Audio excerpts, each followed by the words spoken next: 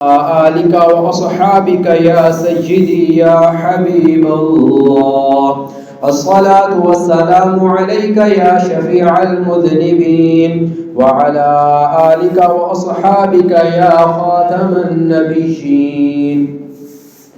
سبحكم ومساكم. وقال رسول الله صلى الله عليه وسلم: بعثت أنا والساعة كهاتين. أما بعد، فإن خير الحديث كتاب الله، وخير الهدي هدي محمد، وشر الأمور محدثاتها، وكل محدثة بدعة، وكل بدعة ضلالة، وكل ضلالة في النار.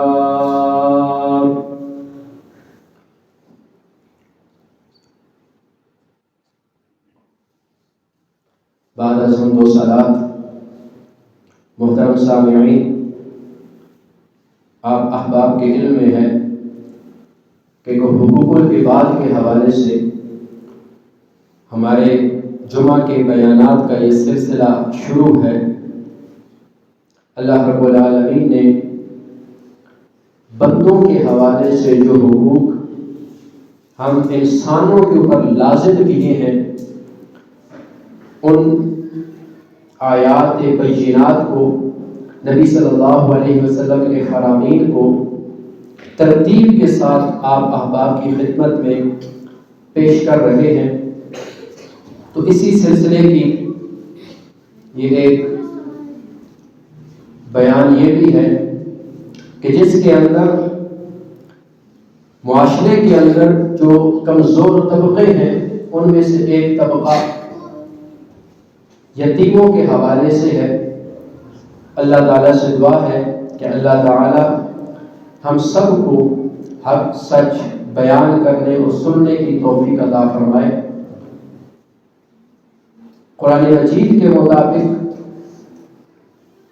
یتیم کے حوالے سے اللہ نے 3 طرح کی آیات نازل فرمائی ہیں۔ یتیم کے بارے میں مزید تفصیلات سے پہلے یہ بات جان لیں کہ یتیم قرآن مجید کے اندر 23 مرتبہ اللہ رب العالمین نے قرآن کے اندر یہ لفظ ذکر فرمایا۔ یتیموں کے بارے میں مختلف مقامات پر اللہ رب العالمین نے بیان کیا ہے۔ اس بات کی اہمیت کا اندازہ اس بات سے لگائیں کہ اللہ نے والدین کے بارے میں قرآن مجید کے اندر 4، 5 یا 6 اس سے زیادہ اللہ نے والدین کے بارے میں نصیحت نہیں کی، لیکن یتیموں کے بارے میں اللہ رب العالمین نے 23 مقامات پر یا 23 آیات کے اندر اللہ نے یتیموں کا ذکر فرمایا۔ تو اس کا مقصد یہی ہے کہ اس دور کے اندر بھی یتیم بہت مشکل زندگی گزارتا تھا، لیکن جب اسلام آیا اور وہ کامل مسلمان صحابہ کرام کی جماعت، انہوں نے یتیموں کے حوالے سے اتنا عمدہ نمونہ پیش کیا کہ اس دور کے اندر یتیموں کو پوری زندگی صرف والدین کے کھو جانے کے علاوہ کوئی اور غم نہیں پہنچتا تھا۔ ہر طرح سے ان کی کفالت کرتے تھے، ان کی مدد کرتے تھے، یتیموں کی ساتھ حسن سلوک کرتے تھے۔ حضرت عبداللہ ابن عمر رضی اللہ عنہما کے بارے میں آتا ہے کہ آپ اس وقت تک کھانا ہی تناول نہیں فرماتے تھے جب تک ان کے دسترخوان پر ان کے ساتھ کوئی یتیم شامل نہ ہوتا۔ حضرت عائشہ صدیقہ رضی اللہ عنہا کے بارے میں آتا ہے کہ جب ان کو معلوم ہوا کہ کچھ ہمارے گھر کے قریب کچھ بچیاں ہیں جو یتیم ہو چکی ہیں، تو انہوں نے ان بچیوں کو اپنے گھر کے اندر پرورش کے لیے بلا لیا۔ یہ صحابہ کرام کا ایک نمونہ تھا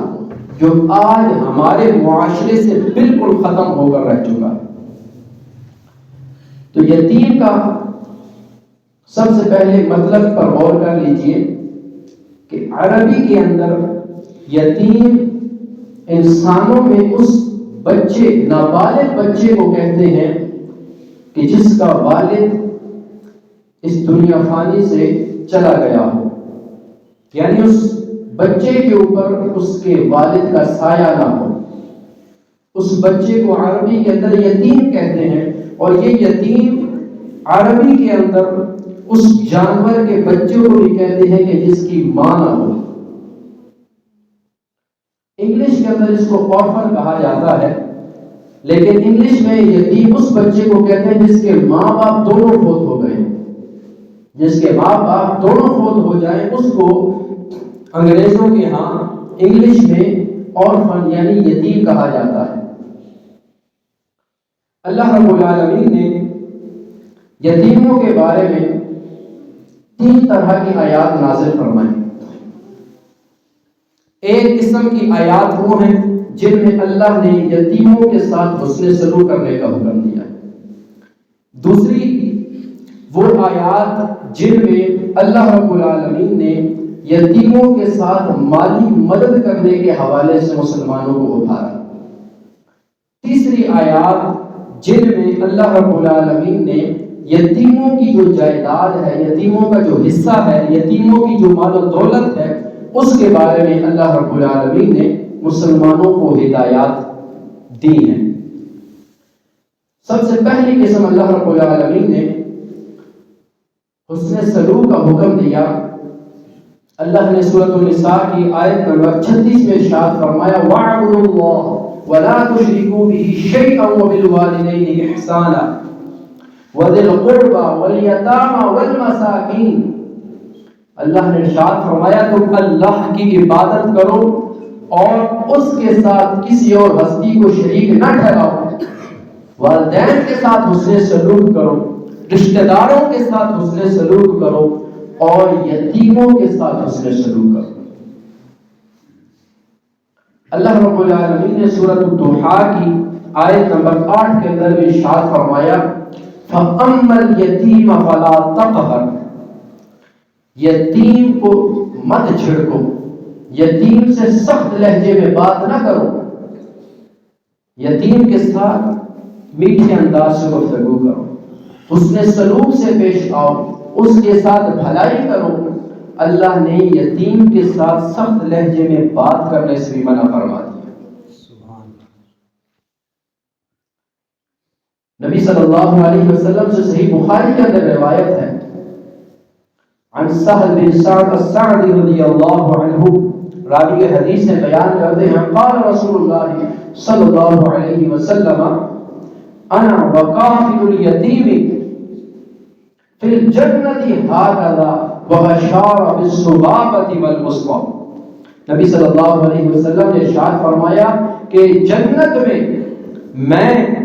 اور یتیم کی دیکھ بھال کرنے والا اس طرح ہوں گے۔ نبی صلی اللہ علیہ وسلم درمیانی انگلی اور شہادت کی انگلی کو آپس میں جوڑ کر ارشاد فرمایا۔ صحیح بخاری میں یہ روایت ہے۔ تو اس حدیث سے یہ معلوم ہوا کہ جو شخص جنت میں اللہ کے رسول کا پڑوس چاہتا ہے، جنت میں اپنے نبی کے ساتھ ٹھکانہ بنانا چاہتا ہے، نبی صلی اللہ علیہ وسلم کے ساتھ اپنا پڑوس جو شخص چاہتا ہے، اس شخص کے لیے نبی صلی اللہ علیہ وسلم کی یہ ہدایت ایک نمونہ ہے کہ اگر تم جنت میں میرا پڑوس چاہتے ہو تو ایک یتیم کی کفالت شروع کر دو۔ تم یتیم کی کفالت کرو گے تو بروز قیامت اللہ رب العالمین تم کو میرا پڑوس نصیب فرما دے گا۔ یہ نبی صلی اللہ علیہ وسلم کی ایک آفر ہے، ایک پیشکش ہے۔ اب ہم میں سے جو شخص خواہشمند ہے اللہ کے رسول کے ساتھ جنت میں پڑوس حاصل کرنے کا، تو یتیم کی کفالت شروع کر دیں۔ اگر یتیم کی کفالت آپ لوگ کریں گے تو آپ یتیم پر احسان نہیں کر رہے، بلکہ یتیم آپ پر احسان کر رہا ہے کہ یتیم کی کفالت کی وجہ سے آپ کو اللہ کے رسول کا پڑوس مل رہا ہے۔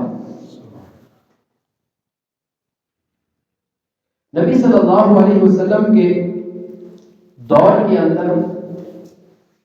کچھ یتیم بچیوں کے ساتھ ایسا معاملہ تھا کہ کچھ لوگ یتیم بچیوں کو اپنے گھر رکھتے، اس کی پرورش کرتے، جب وہ بڑی ہو جاتی تو دو خرابیاں اس وقت پائی جاتی تھی۔ اگر اس یتیم بچی کے پاس کوئی مال ہے، اس کی کوئی جائیداد ہے، اس کے والدین چھوڑ کر چلے گئے تھے، تو جو لوگ پرورش کرتے تھے ان کا ایک مقصد یہ ہوتا تھا کہ اب ہم نے اس کی پرورش کی ہے، اس کے پاس مال و دولت ہے، لہذا یا وہ خود اس سے شادی کر لیتے تھے یا اپنے بچوں کی شادی کروا دیتے تھے تاکہ اس کا جو مال ہے اس پر بھی ہم خود ہی قبضہ کر لیں۔ دوسرا مقصد یہ ہوتا تھا کہ بعض لوگ یتیم بچوں سے اس لیے شادی کرتے تھے کہ اگر ہم کسی دوسری خاتون سے شادی کریں گے، اس کے ساتھ ذرا سا کوئی سخت معاملہ کریں گے، کوئی لڑائی جھگڑا ہوگا تو اس عورت کے بھائی ہوگا، خاندان ہوگا، اس کی طرف سے فوراً میرے خلاف کوئی نہ کوئی کارروائی کر دیں گے، لہذا یتیم بچیوں سے شادی کرو، ان کے اوپر جتنا بھی ظلم کرو گے کوئی پوچھنے والا تو ہے نہیں، اس کا نہ کوئی والد ہے نہ کوئی بھائی ہے جو اس کی سرپرستی کرے، لہذا ایسی عورتوں سے اس وقت بعض لوگ شادی کیا کرتے تھے۔ تو اللہ رب العالمین نے سورۃ النساء کی آیت نمبر 3 میں ارشاد فرمایا وَإِنْ خِفْتُمْ أَلَّا تُقْسِطُوا فِي الْيَتَامَىٰ، یعنی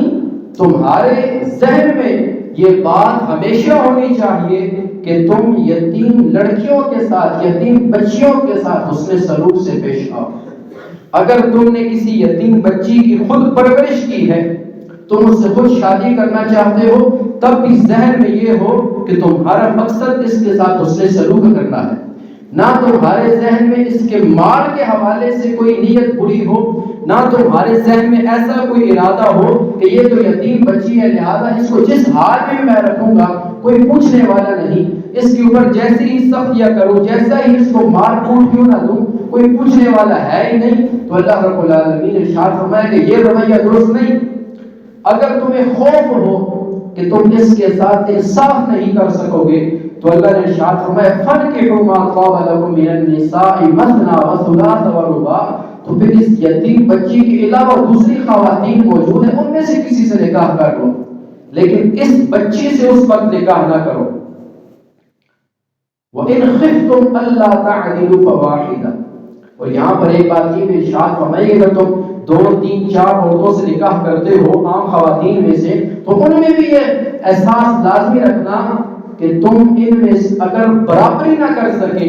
عدل نہ کر سکے تو فواحدہ، تو پھر ایک ہی خاتون کافی ہے۔ اللہ نے 2 3 4 عورتوں سے نکاح کی اجازت دی ہے، لیکن اللہ نے یہ شرط بھی لگائی کہ اگر تم کو خوف ہو کہ تم ان کے درمیان عدل نہ کر سکو گے تو فواحدہ، پھر ایک ہی خاتون کافی ہے۔ لیکن ایک بات یاد رکھیں، ہمارے ہاں بعض لوگ 2 3 4 شادیوں کو زیادہ بہتر یا زیادہ افضل بعض کا ذہنی طور پر سمجھتے ہیں، عملی طور پر تو حالات اس طرح کے ممکن نہیں، لیکن ذہنی طور پر بعض لوگوں کا یہ خیال ہے کہ 2 3 4 نکاح کرنا زیادہ افضل ہے، زیادہ بہتر ہے۔ حالانکہ قرآن مجید پر اگر غور کیا جائے تو اللہ نے جہاں جس صورت کے اندر یہ ارشاد فرمایا کہ 2 3 4 نکاح کرنا جائز ہے، وہاں اسی صورت کے اندر یہ بھی ارشاد فرمایا وَلَن تَسْتَطِيعُوا أَن تَعْدِلُوا بَيْنَ النِّسَاءِ وَلَوْ حَرَصْتُمْ، کہ تم کتنی ہی کوشش کیوں نہ کر لو تم 2 خواتین کے درمیان عدل کی استطاعت نہیں رکھتے۔ یعنی جائز ہے، اگر کوئی کرنا چاہتا ہے تو کر لے، لیکن اللہ نے یہ بھی ارشاد فرمایا کہ ایسا ممکن نہیں۔ مطلب یہ نکلا کہ بہتر ہے کہ ایک ہی پر اکتفا کریں۔ نبی صلی اللہ علیہ وسلم کی زندگی کو اگر دیکھیں، نبی صلی اللہ علیہ وسلم نے پہلا نکاح کیا 25 سال کی عمر کے اندر، اس کے بعد 25 سال تک نبی صلی اللہ علیہ وسلم نے حضرت خدیجہ رضی اللہ عنہا کے ساتھ ہی زندگی بسر کی۔ اس کے بعد جب نبی صلی اللہ علیہ وسلم کی عمر 50 سال ہو چکی، حضرت خدیجہ اس دنیا فانی سے رخصت ہو گئی، تو ایک خاتون نبی صلی اللہ علیہ وسلم کے پاس آئیں تو اس وقت انہوں نے 2 عورتوں کے بارے میں پیشکش کی کہ یہ 2 خواتین ہیں، ان میں سے کسی سے نکاح کرنا چاہیں تو کر لیں، ایک بیوہ ہے، دوسری حضرت عائشہ صدیقہ رضی اللہ عنہا ہے، حضرت ابوبکر صدیق کی بیٹی جو کنواری ہے۔ تو نبی صلی اللہ علیہ وسلم نے اس موقع پر 50 سال کی عمر میں دونوں سے نکاح کر لیا، لیکن گھر کے اندر صرف ایک خاتون کو لائے۔ حضرت عائشہ پھر بھی نبی صلی اللہ علیہ وسلم نکاح میں ہونے کے باوجود حضرت ابوبکر صدیق کے گھر میں تھی۔ تو ان باتوں سے بھی یہ معلوم ہوا کہ نبی صلی اللہ علیہ وسلم نے 55 سال کی عمر تک صرف ایک خاتون کے ساتھ زندگی بسر کی۔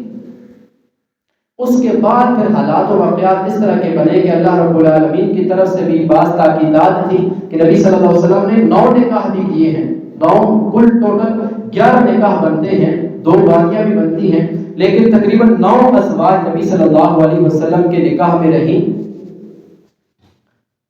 لیکن 55 سال کی عمر تک نبی صلی اللہ علیہ وسلم نے صرف ایک خاتون کے ساتھ نکاح کیا، تو نبی صلی اللہ علیہ وسلم کی اکثر زندگی میں صرف ایک خاتون کے ساتھ زندگی گزارنے میں گزری۔ لیکن چونکہ یہ موضوع نہیں، ہمارا اصل موضوع یتیم کے حوالے سے ہے، تو اللہ رب العالمین نے اس دور میں بھی خواتین کے حوالے سے ارشاد فرمایا کہ اگر تم نکاح کرنا چاہتے ہو تو تمہارے پیش نظر یہ ہو کہ تم نے اس یتیم بچی کی پرورش کی ہے، اگر خود نکاح کرنا چاہتے ہو تب بھی تمہارے ذہن میں یہ ہو کہ تم نے اس کے ساتھ حسن سلوک کرنا ہے، اپنے بچے کے ساتھ، اپنے بھائی کے ساتھ نکاح کرانا چاہتے ہو تب بھی ذہن میں یہ ہو کہ تم اس بچی کے ساتھ حسن سلوک کرنا چاہتے ہو، کہ کہیں اگر کئی بار شادی کروا دی تو ہو سکتا ہے کہ کیسا اس کے ساتھ سلوک کیا جائے، لہذا اپنے ہی بچے کے ساتھ، اپنے ہی بھائی کے ساتھ نکاح کروا لو تاکہ خود اپنی نگرانی میں اس کی کفالت کر سکو، اس کے ساتھ حسن سلوک کر سکو، تو یہ اللہ رب العالمین کو بہت زیادہ پسندیدہ ہے۔ اس کے علاوہ دوسری قسم کی آیات کے اندر اللہ رب العالمین نے یتیموں کے بارے میں ارشاد فرمایا کہ تم ان پر اپنا مال خرچ کرو۔ اللہ کے رسول سے صحابہ کرام نے سوال کیا اور اللہ نے یہ سوال جواب جو ہے سورۃ البقرہ کی آیت نمبر 215 میں ارشاد فرمایا کہ وَيَسْأَلُونَكَ مَاذَا يُنْفِقُونَ،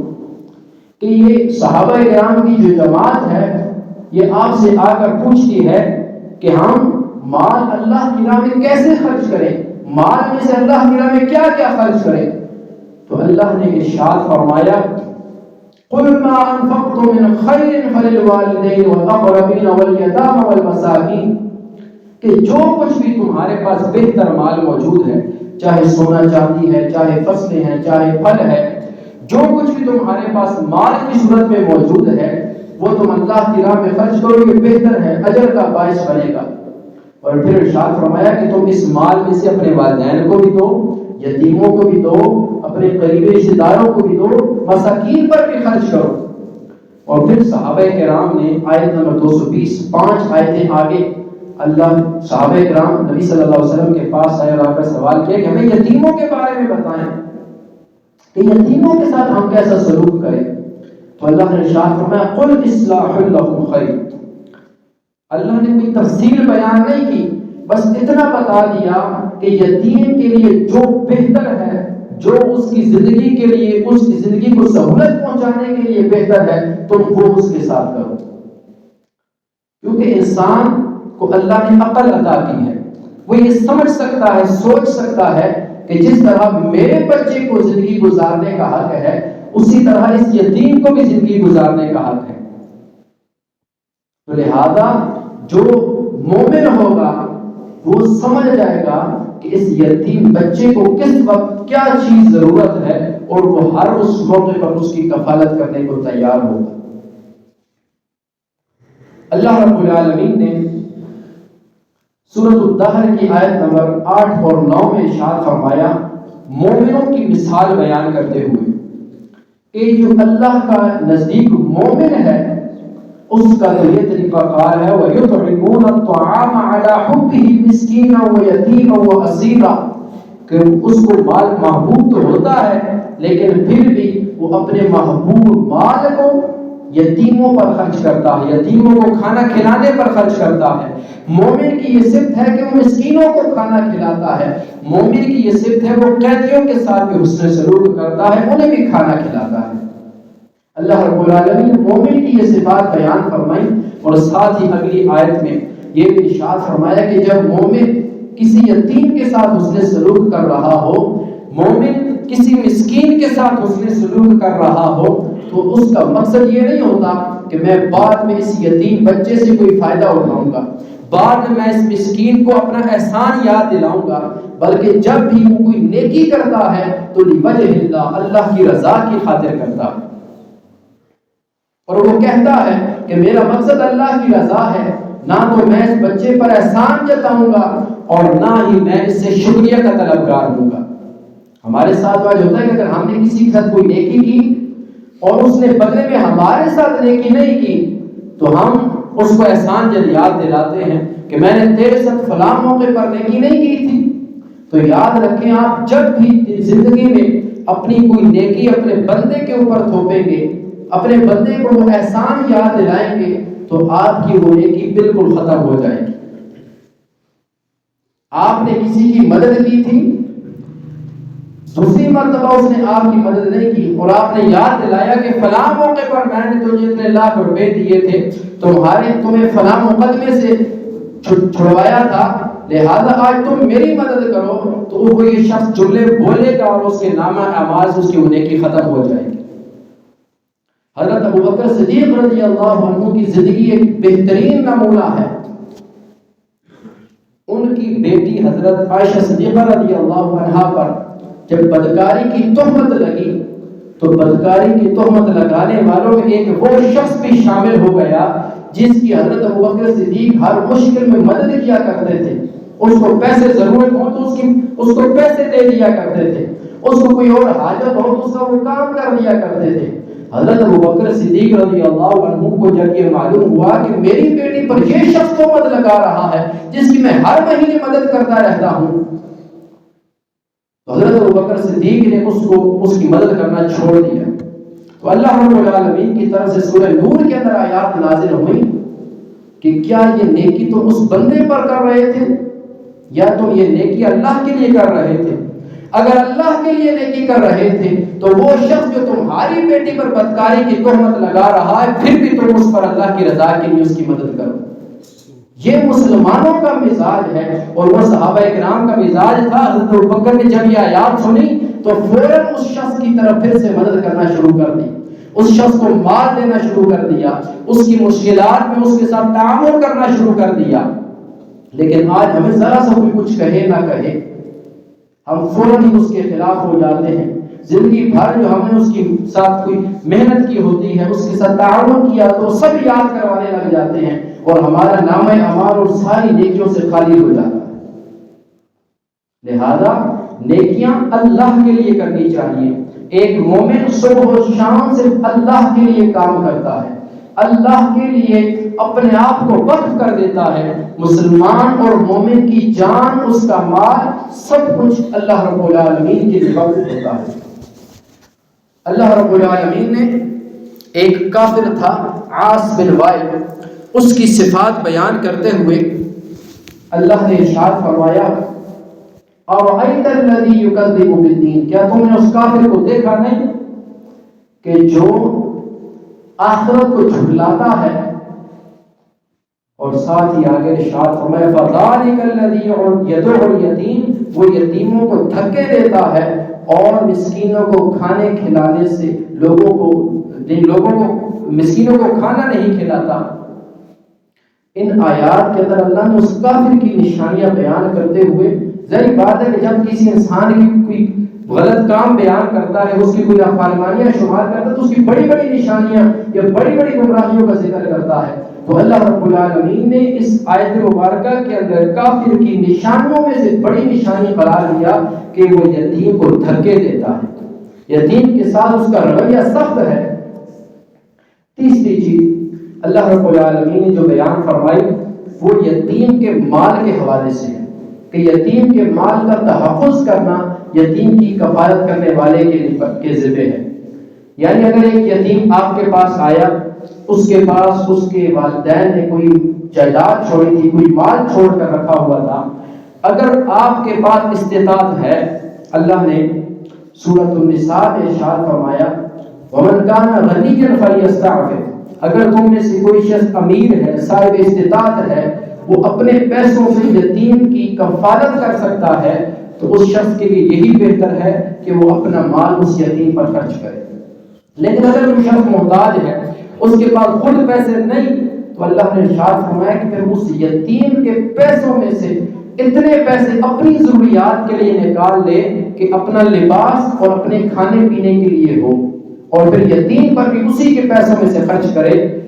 اتنی اللہ رب العالمین نے گنجائش رکھی ہے کہ تم اپنے اوپر بھی یتیم کا مال خرچ کر سکتے ہو، لیکن بات یہ ہے کہ تمہاری نیت اس سے کوئی عیاشیاں کرنا مقصد نہ ہو، بلکہ صرف اتنا ہو کہ ضرورت کے حساب سے صرف اپنے کھانے پینے اور لباس کا خرچہ اور یتیم کے حوالے سے یہی خرچہ پورا کر سکو۔ جب یہ یتیم بالغ ہو جائے تو وہ آتوا الیتام اموالہم، تو پھر یتیموں کو ان کے مال ان کے حوالے کر دو۔ یہ اللہ رب العالمین کی طرف سے یتیم کے بارے میں ہدایات تھی جو میں نے آپ احباب کی خدمت میں پیش کر دی۔ ایک آخری حدیث آپ حضرات کی خدمت میں پیش کر کے آپ حضرات سے اجازت چاہوں گا۔ نبی صلی اللہ علیہ وسلم نے صحیح بخاری میں روایت ہے، اجتنبوا الموبقات، نبی صلی اللہ علیہ وسلم نے ارشاد فرمایا، حضرت ابو ہریرہ سے روایت ہے کہ تم 7 ہلاک کرنے والی چیزوں سے بچو، 7 ہلاک کرنے والے کاموں سے بچو۔ اگر تم نے ان 7 کاموں میں سے کوئی کام کر لیا تو تم ہلاک ہو جاؤ۔ صحابہ کرام نے عرض کی یا رسول اللہ وما ہن، وہ 7 چیزیں کون کون سی ہیں؟ نبی صلی اللہ علیہ وسلم نے ارشاد فرمایا الشرک باللہ، اللہ کے ساتھ شرک کرنا، جادو کرنا، کسی نفس کو ناحق قتل کرنا، نبی صلی اللہ علیہ وسلم نے چوتھی چیز ذکر فرمائی سود کھانا، 5ویں چیز ذکر فرمائی کہ یتیم کا مال کھانا، 6ویں چیز ذکر کی جہاد سے بھاگ آنا،